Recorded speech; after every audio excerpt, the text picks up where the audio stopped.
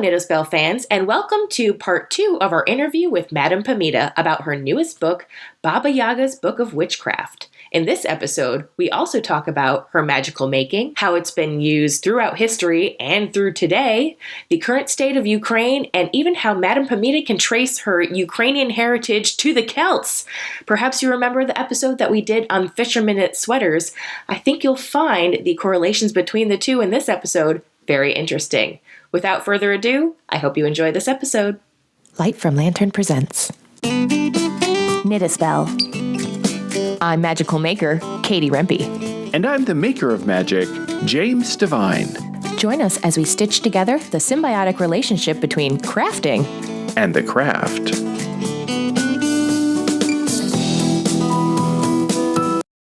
And we're back. So, Pamita, I'm really excited to hear about what were some of your favorite crafts that made it into Baba Yaga's Book of Witchcraft.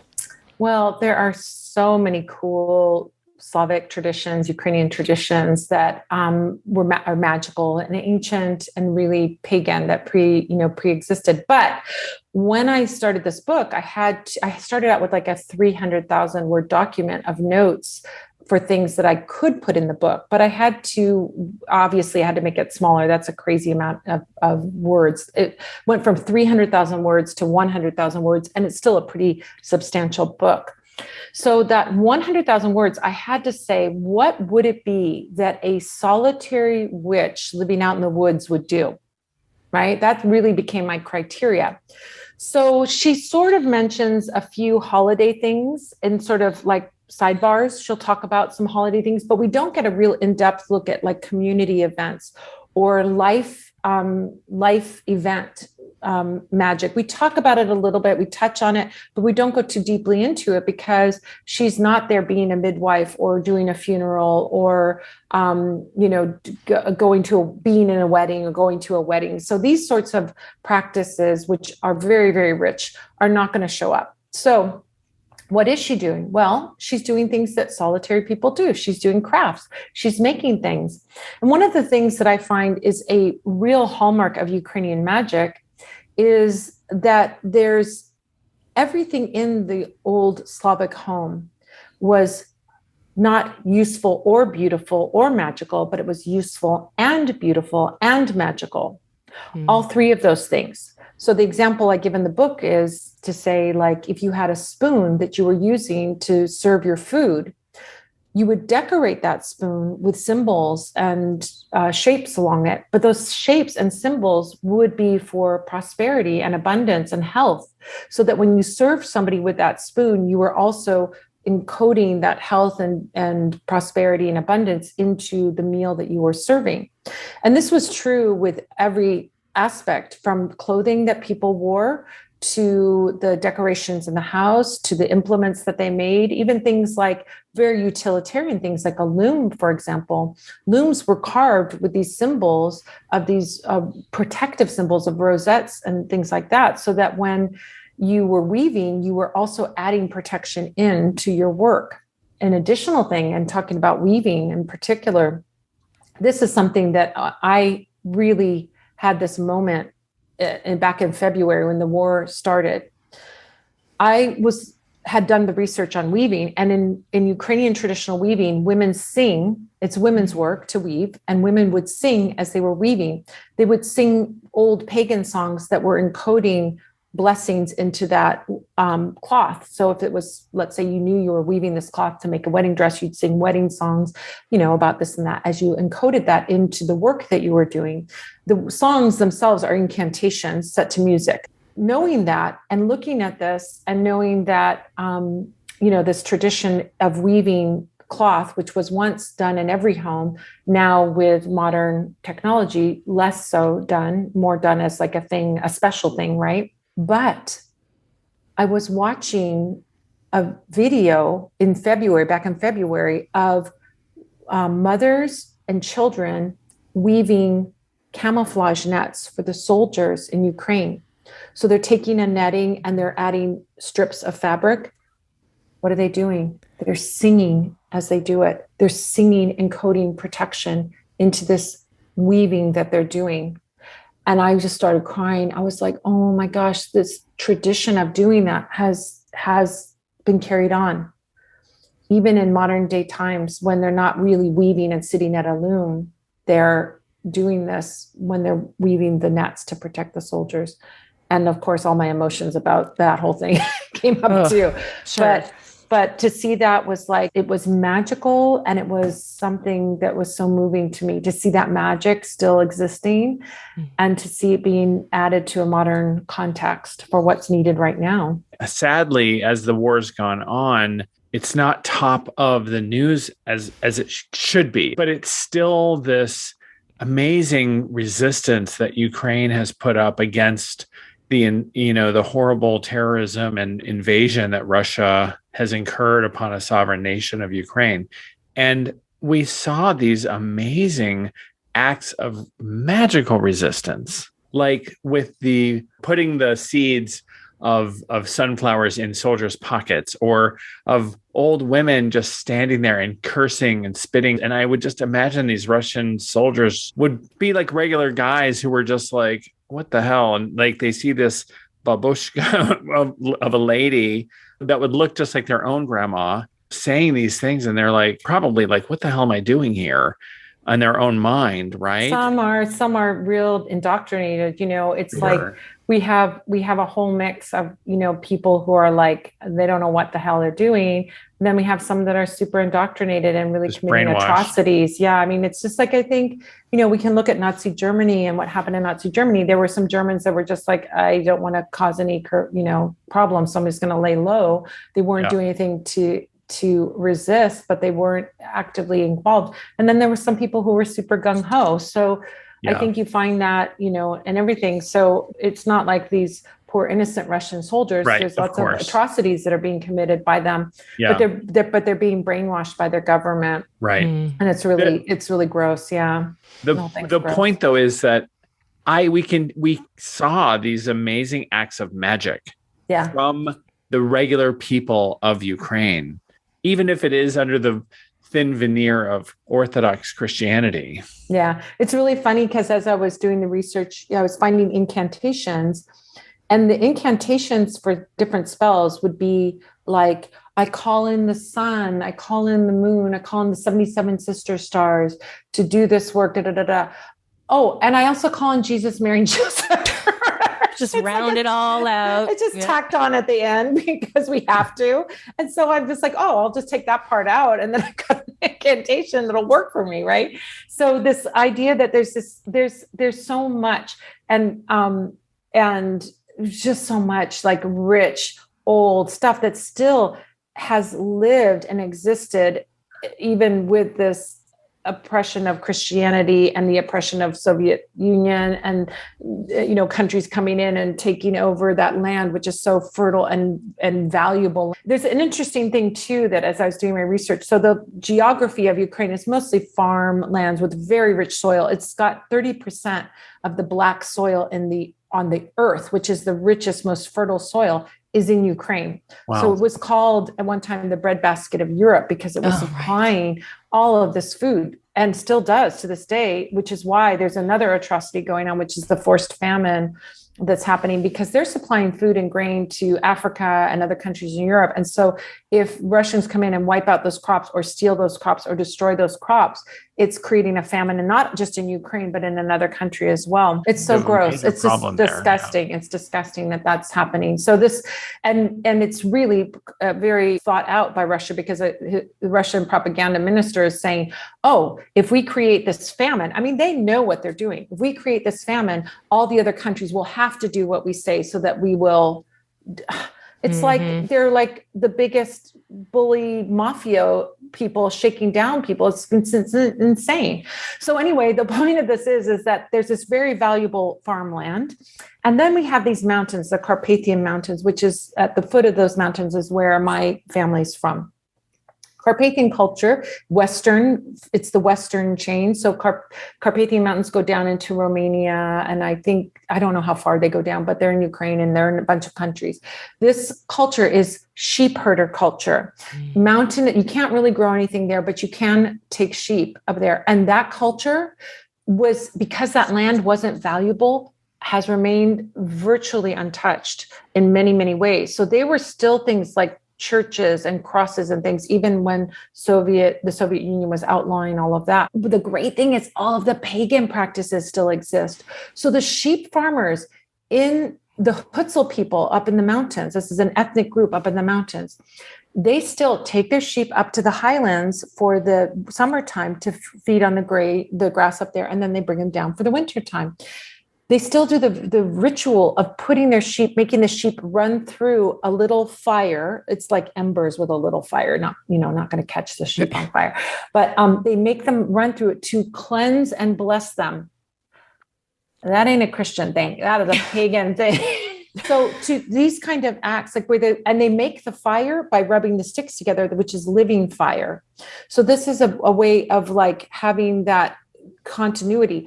They're the ones that were still keeping, the only ones in Ukraine really that were still keeping the act of making the pesanki, the decorated eggs, alive when people in Ukraine, it was only people out in the boonies, the hillbillies, the Ukrainian hillbillies, and the diaspora Ukrainians who had gone to other countries where they could practice freely were the only ones in the 20th century, for the majority of the 20th century who were still able to do that.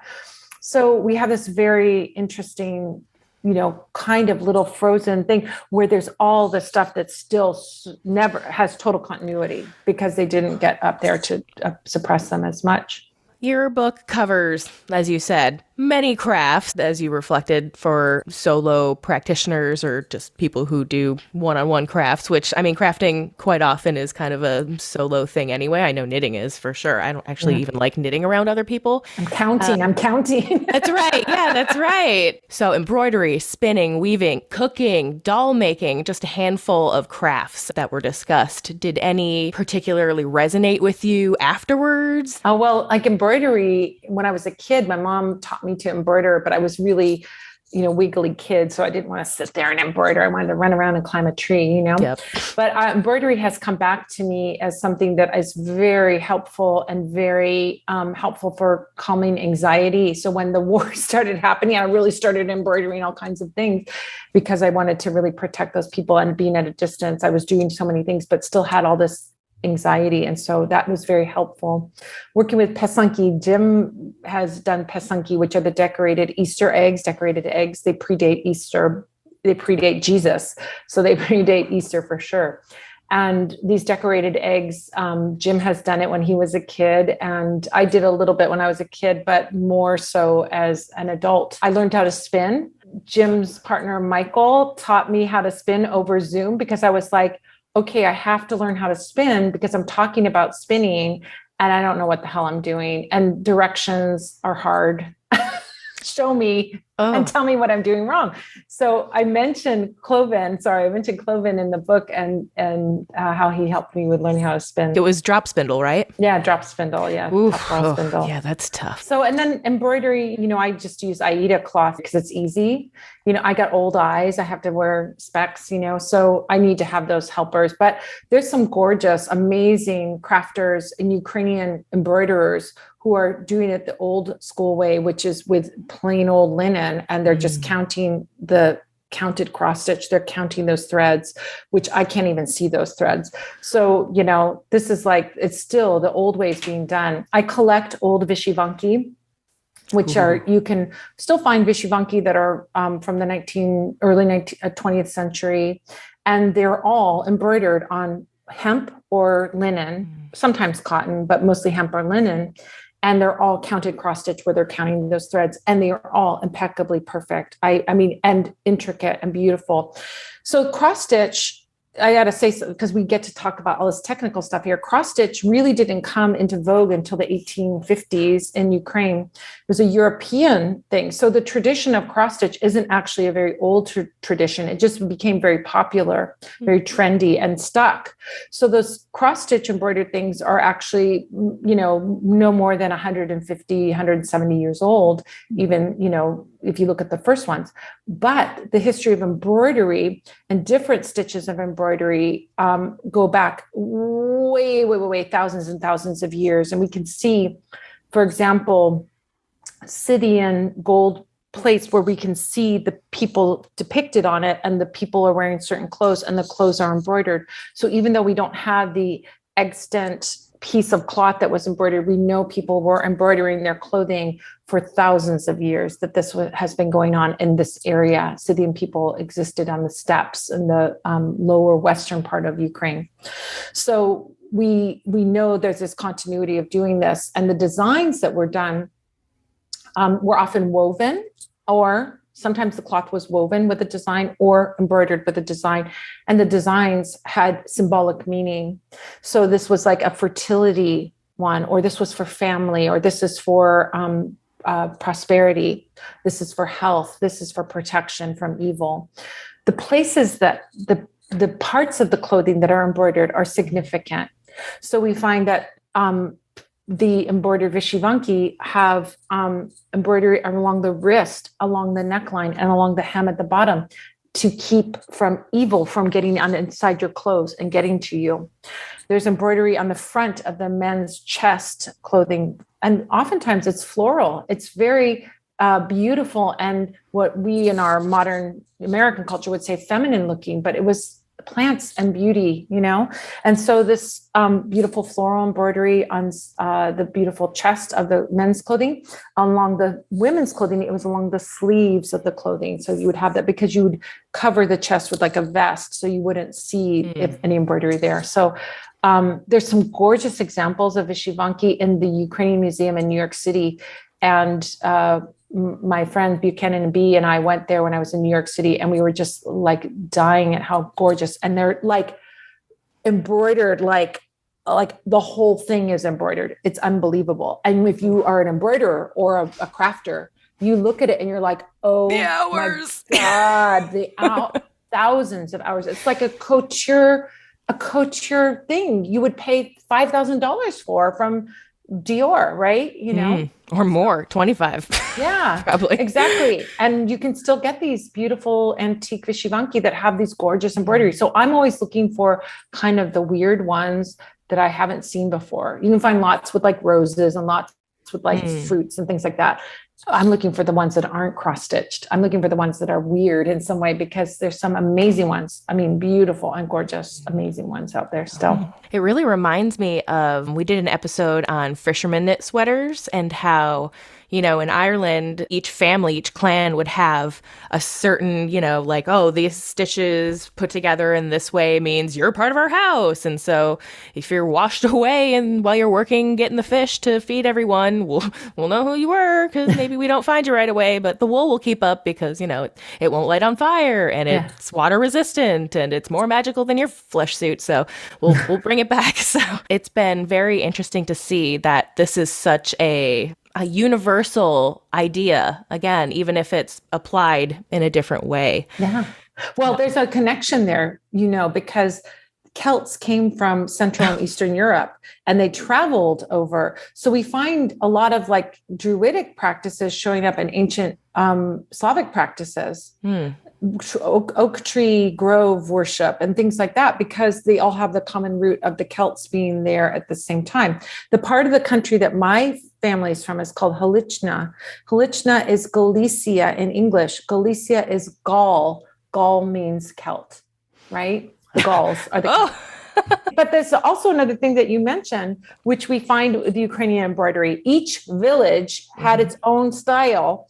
Each region had its own style. So if I saw you with white on white embroidery, I know you're from the Northeast, whatever province you're from. In this style with lots of different colors. I know you're like Hutzel because you're up there and you have yellow and orange in yours. Or if you're doing red, white, and black, you're from Kiev area. If you're doing this. So there were these styles that were identifying. So someone would look at you with your clothing on. They would know your wealth because of the things that you're wearing. Where was your social standing? Did you have lots of embroidery? What kind of cloth was it on? How much embroidery was there? Did you have a lot of time to embroider? How good of an embroiderer are you? But we'd also see where you're from and what group you belong to, what village you belong to, and what region you belong to by the style of embroidery, which there are people now that are really super knowledgeable about this, and groups. I look at these groups on Facebook and so on that are about weaving and embroidery, Ukrainian weaving, embroidery, and all of this. And they're like, oh, yes, this is from Podillia, and this one is from blah, blah, blah. And it's circa this time. I mean, they know exactly where it's from by the style. They can tell where that piece was made. And then sometimes they're like, get snotty, like, they've got that Vyshyvanka with the wrong skirt. That skirt's from that region, and that Vyshyvanka's from that region. So they'd never have access to this color. Why is this color on there? They don't have flowers in yellow. So, but it's like fascinating. That whole thing that you're telling me, I just love it. I love that the Irish, the Aran sweaters are have that beautiful story where the stitch identifies the group. What a cool thing. There's a variation on it everywhere. It's a nice thing to reflect back on if you're looking for your own history, right? Yeah. What crafting was in your past. Exactly. You know, one of the things about the weaving that as I was doing the book too, every home had a loom. And wintertime, when it was, you weren't doing the farm work, you weren't out in the fields, was the time of doing weaving and the time of doing your embroidery and all of these indoor things that you'd have to stay inside for when it was cold outside. So the weaving, you would think, this is amazing. They still have women that have reenacted this and they film it. They would show them from beating the flax, combing out the fibers, spinning the fibers, and then weaving the cloth on the loom. And there are spells that go along with this, where they would have a special spell. If the whole village, all the women in the village would get together and they would take something from flax to finished rushnik, which is the towel, the special, they call it a towel. It's like a special cloth that they use for ceremonial purposes. So this special embroidered cloth, you would take it from beginning to end in 24 hours. And that cloth would be magical, that you could then go and then, put this at the path across the pathway to your village to keep disease out of your village. Or you could do this for someone who is going off into a battle and make a shirt for them in one day to protect them in battle. What does this sound like? Oh, you have to spin the straw into gold in one day, right? This is magic that's done with weaving, and particularly this idea that they would say, they would have all these prescriptions around it where they would say, you have to do this work. You have to do it before the sun goes down or whatever, the time frame was. And you cannot speak while you do it, or you have to, you have to keep it hidden from the rest of the community or whatever. There were all these rules and regulations about this very magical item that you were crafting and making. And it had to do with weaving. So it was very cool. But I just thought what blew my mind was the fact that every curtain, every piece of cloth, every embroidery thread, every bed blanket, every sheet, every piece of clothing that you wore, all had to be made in the home from the flax or the wool that you had grew yourself, Flax and hemp are the main fabrics, and then wool if you're up in the north, up in the highlands. So, yeah. I think about this often as someone who used to work in the fashion industry. We have access to everything, anything at every price point, including free. You could just grab it off the street, that there's no value to it anymore. And I think that's why, the hand-making movement is kind of coming back, along with just being more mindful about our choices in general, because don't you care a little bit more about the sweater you made yourself than even if it was $200 worth of material and you had to make it for 2 years, let's say, but you could go to Target if you want or wherever and buy something for $20. But do you care about it? It gets a hole the next week and you're like, oh, it's $2, whatever. But if your sweater gets a hole, you probably are going to mend it. You probably are going to take extra care going around the corners. And you know how. I think that's also part of it is I have no idea how it was made. One of my favorite things with knitting is people that are going to thrift stores and finding old sweaters and then taking the yarn apart and knitting and creating something new. You can get beautiful wool that way for dirt cheap because you're buying that thing for $6 and it's got enough yarn for a sweater, right? Clearly, yeah. Yeah, and a lot of times you can get things like cashmere, really nice alpacas, people just don't know what it is. Yeah. So you can certainly benefit from it. Mm-hmm. Yeah. Or it's an ugly style that, nobody likes, and you can make it into something beautiful. Yeah. Exactly. I love that. Yeah. Pam, when you were writing the book, was there any subject or chapters or content that you wrote about that you had to fight to keep in? No. Oh, she got to tell her story? Huh. Yeah. You know what happened? So Alicia Gallo is my editor. She's the best. I just love her so much. I give her full credit because she was the one, when I brought the first draft to her, she's like, I'm really you need to really delineate like the story, Baba Yaga's voice, and your voice, because it's like your voice and Baba Yaga's voice. I don't know if you're channeling Baba Yaga or what's happening, but you need to make those really 3 separate, distinct things, and not this vague kind of, it's moving from Baba Yaga into my voice. She said, you need to be more of a presence in the book. Like it was more like Baba Yaga was saying everything. And with her guidance, it really shaped out that book so much. But there was nothing in there that she said, take that out. In fact, they're so indulgent. Oh my God, Llewellyn is so good to me. I think I pitched it as a 60,000 word book, and it ended up being 100,000 words. And they were like, it's fine.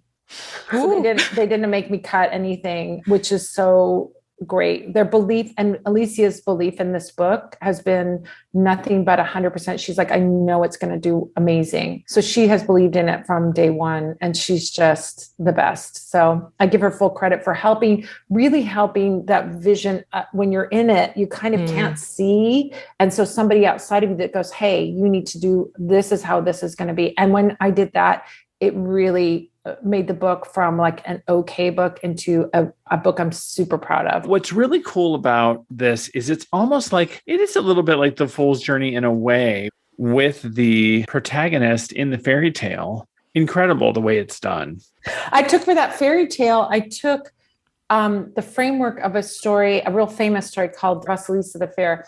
That was sort of my loose framework, which is a little girl. Her mother dies. She gets a magic doll. The evil stepmother sends her to Baba Yaga. She's supposed to steal fire from Baba Yaga and then come back. And then the fire that she brings back burns up the stepmother and the evil stepsisters, right?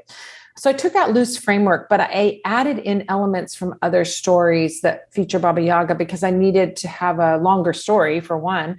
And there were parts of it that I wanted to get in that weren't included in the original story, like meeting the Rusalki and meeting the forest, the Lisovuk, the forest man, and these things that are important for understanding Slavic magic and Slavic culture and what would be part of Baba Yaga's world.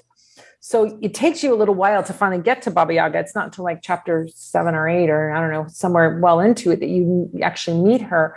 But you have to get immersed in the world and understand who's around her to really understand her. And that's really what's happening with that story. But it goes from little girl to initiated witch, who's now passing down the information like someone did to her, like Baba Yaga did to her. And so it is a complete cycle where it shows you how to grow into something maybe, and to then turn around and be the one who is the Hierophant, sharing the traditional wisdom. Yeah. Going back to that reference. Yeah.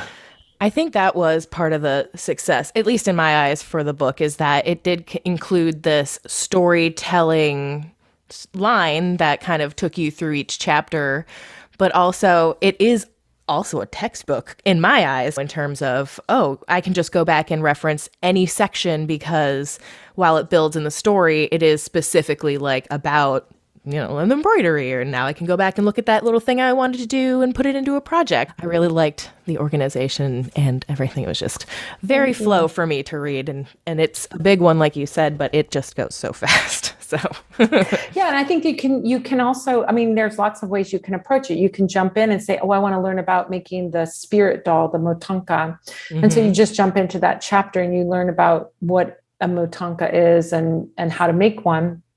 And you can just use it that way. You can go through them step by step. You can do the ones you want to do, not do the ones you don't want to do. do the ones that call to you, or you could just like read the story and then skip all the how-to or skim over the how-to. Sure. You know what I mean? It's like, it really can be approached. I think it's approachable for a lot of different people in a lot of different ways. Maybe you just want to observe and learn about this culture and this magic, this particular kind of magic. I'm glad you were able to do that and saw that. That makes me very gratified. I know that you've had a lot of magical experiences while writing this book. What is one of the most magical things that has happened? In doing my research, I started working with my friend and colleague, Krista Lynn, who's a Ukrainian Canadian shaman. She's up in BC. She teaches shamanism and she provides shamanic services. And so I wanted to meet with Baba Yaga in a context of a shamanic session.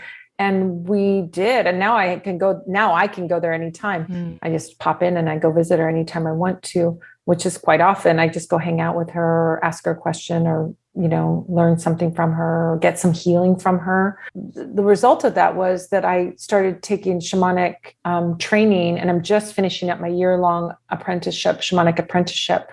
I don't know what I'm going to do with it. Just like learning it.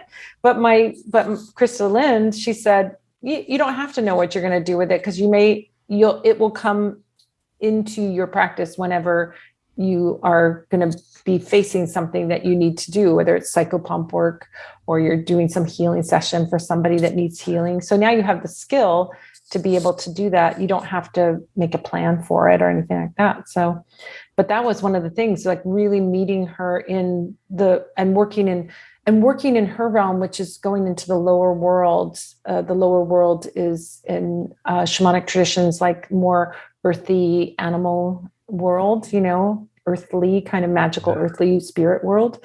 And exploring that world has been so fulfilling to me, and hanging out and Baba Yaga, who was a spirit who was like knocking on my door, but I didn't really have that personal relationship. Now I really have that very personal relationship with her, where I go see her all the time, visit with her all the time. I feel like that's a great example of like path working. We recently had Kat Gina Cole on. That was one of the things that she touched on. It's like, once you kind of make this connection with, a deity or whatever you're kind of trying to work with, going to that path once is usually pretty easy. Yeah, but it really helped to have a guide. Like, I went to see her because I was wanted to learn more about the traditional Ukrainian shamanic work, or Molfar or Molfarka work. So I did learn a little bit about it, but she knew a lot of the stuff that I already knew, but she was very helpful in some things of clarifying some things for me. But then what I didn't know was that I could do this visiting with the spirits in these sort of journeys that we would go on. And it wasn't, the whole thing about it is amazing. Okay, I got to go back and explain. It's not like a guided meditation where someone's telling you, okay, you're walking into the forest and you see a little house on chicken legs and blah, blah, blah. You're not doing that. She's rattling and rattling, and there's drumming music playing for an hour and doing vision journey work on her own. And then at the end of the hour, she comes back and tells you. But what was happening for me is that I was also going on the vision journey work. And that got me very interested in deepening that practice and learning more about it. So then I started to really do this very intensive apprenticeship, where I'm doing lots and lots of journeys for other people, for myself, for healing the earth, and so on. But that gave me the skill to be able to do those journeys. So that really is like the amazing gift of this book. Wasn't that your question? Like, what did I get out of it? Yes, absolutely. Totally. That's a practice I'm also trying to do more of. So it's just so hard as a creative person, I'm sure to find the peace in the brain to make it stop enough to get in. It doesn't seem like you ever sleep, so, I have so many things lined up. Like, I have this thing that I'm really wanting to do, and I can't do it because I've got to finish this project and that project and the other, but I'm getting caught up now. I've got more help here at the shop. And so I'm getting a little more done. You can visit parlorofwonders.com. That's parlor with a U of wonders.com. Every single Sunday, you have a super fun, free Q&A. Yes. Madame Pamita hops on the Zoom. You're there in the chat and typing in your Q&A, and Madame Pamita answers your questions live. Yeah. Wow. What a nice service. Yeah. So if you have questions about magic or you're curious about something, it used to be back in the old days, people would say, I want to have a reading. I'm like, that's not the show. It's not for a reading.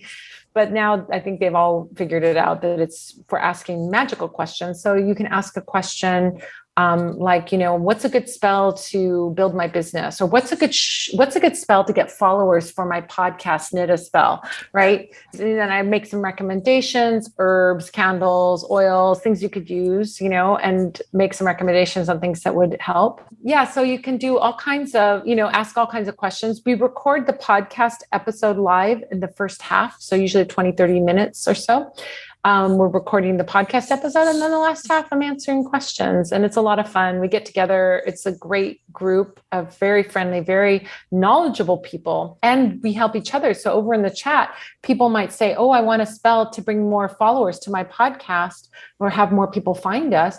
And other people would say, oh, why don't you try this? Or why don't you try that? And they're all very knowledgeable people that are in there. So you'll get not only my 2 cents about it, but you'll get other people that have some ideas and suggestions as well. It's just a very welcoming, friendly, fun group of people. And some people have said, oh, I'm very shy. I don't like being on camera. It's no camera on this. It's just come watch. And if you have a question, you can type it in the chat. If you just want to watch and be quiet and sit against the wall and just observe. No one's going to force you to do anything. You can lurk. You can lurk. You can totally lurk. And every class that I have, if you're a lurker and you don't want to be on camera, you come in with no camera and no mic. So the crafting classes, actually not these, the ones like the Vishivanka is going to be just a screen, but there are some crafting classes that I have. I do a new moon spell and a full moon spell kit and workshop for new moon and full moon. And they're smaller groups. So we do allow people to turn on mics and turn on camera, but you don't come in with mic and camera on. And if you want to just lurk and you don't want to be seen, it's totally fine. Nobody's going to put you on the spot or call you out or anything. So I just love your website. You have an incredible resource, things that people can learn. They can register for your Tarot Academy. That's where I really got my skills as a professional tarot reader. But your magic how-to guides are free. A lot of how-to videos that are free. Your newsletter is awesome. Her oils are the oils that we use in this household because they don't give me a migraine. I mean, you're my friend, of course, but your work and your products are things that I 100% stand behind, and I just adore you. So don't miss Madame Pamita's shop, and her work is completely legit, and I just adore you. We'll have links to all of that, your social media. I have 2 Instagrams. Parlour of Wonders is my Instagram that's got all the, products and things that are happening at the shop. Some of that stuff goes on to Madame Pamita, but a lot of Madame Pamita is me posting pictures of things that I'm interested in, sharing things that I'm interested in. It's a fun thing. I have lots and lots and lots of followers. It's more just me, right? It's real. It's like what I'm interested in, what I think is cute, here's this other business or this other person. Yeah, it's what I care about. So, it's all kinds of more personal stuff that shows up over there. Anything else that you want to promote before we head out? One of the free things that Jim mentioned is the book 7 Secrets to Supercharge Your Spell Work. It's a 33-page book that is graphic. It's beautiful, full color ebook. And it's free if people sign up on my email list. So if you would like a copy of 33-page book called 7 Secrets to Supercharge Your Spell Work, which gives you tips and tricks on how to use different things in your spells, including a section on what do I do if my spell goes wonky, which is a big question that people have. So that book is there and it's free, and I give it away when you sign up for the email list. So you can go to spellsquad.com to sign up. You'll get that book. You'll get the access to the live Q&A, free Q&A every Sunday. You'll get the link for that. There's some other goodies that you get too. So I'll let those be a surprise. Nice surprise. Spellsquad.com, right? Yeah. Wonderful. Well, if you don't have an outlet at this point to find your crafting magical through Madame Pamita, I don't know where you're going to go, people. She's got it all. Well, this has been so wonderful. We could keep you here for 4 more hours talking about all of these wonderful things. It just means we'll have to have you back again sooner than later. So, well, thank you. You're a real magical maker yourself, actually making candles, actually making oils right there in your manufacturing shop there in California. So thank you for taking time out of your busy, busy day with us here on the Knit a Spell podcast. It's been wonderful hanging out with my friend and having you hang out with me and Katie. It's been a blast. So much fun. Nice to meet you. We love your books. This Baba Yaga's Book of Witchcraft is phenomenal. Yes, and out now. So much for writing this book. Yes. Thank you so much, you guys. Thank you. It's been so much fun to hang out with you and chit chat about this. I get so passionate about the things in here, and to talk to people that are crafty people, I get to talk about the crafty part of it, which I don't get to always talk about. You know, people want to know more about the spirits, about this and that. Then we'll definitely have to do this again soon, because fiber nerding out is my favorite too. So it's my fave too. I love it. And there's so much magic, and there's so much more about it in the book. I mean, it's like, we just got to touch on it. So if you're interested in fiber magic, you will get your money's worth from that book, because you will learn a lot about weaving, spinning, needlecraft, and all kinds of other crafts. So which is why it's so perfect for this podcast. Yes. That's right. Thank you, everyone, for listening, and we will see you next week. See you then. Hey, Knit a Spell fans, guess what? It's finally time! Our Patreon has launched, and it is ready for you to sign up. For just $13 a month, you can get a slew of benefits while supporting your favorite podcast. To find out more, go to patreon.com/Light from Lantern. Hey, everyone. This is Madame Pamita. And you may not know this, but you've just gotten an owl to come to Witch School every first Sunday of the month. I have something called First Sunday's Witchcraft Workshops. Join me for the First Sunday Witchcraft Workshops each month for a new online workshop where I will be guiding you through an immersive magical topic, teaching you how to apply it to your daily practice. These workshops are live on Zoom and led by me, and are fun, educational, and I would say life-changing. If you'd like to find out more and you'd like to sign up, you can go to witchcraftworkshops.com. Scroll down a bit. There's a whole bunch of other great Slavic magic workshops coming up. I got a spinning one coming up for all you crafty people. We can talk about magical spinning and all kinds of other crafty things, making beautiful duduch, which is a special winter solstice place to invite your ancestors. Got Slavic living fire magic, Slavic wax pouring rituals. We got a lot of cool things coming up. So go check it out. Go to witchcraftworkshops.com.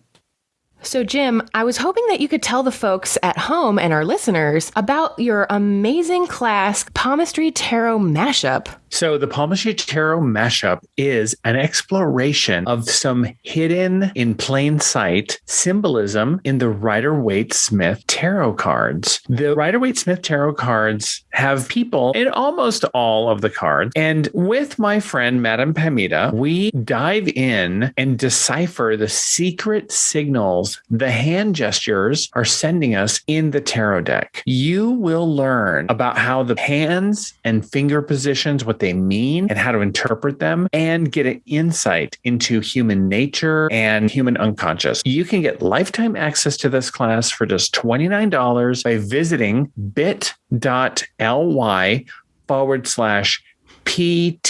Mashup, the Palmistry Tarot Mashup. It's super fun, lifetime access, self-paced. You took the class. I did, and I learned a lot, and I can't recommend it highly enough. So definitely check it out, and you'll be glad you did, because your tarot reading skills are going to be increased exponentially by these two wonderful hosts on this class. So don't miss out.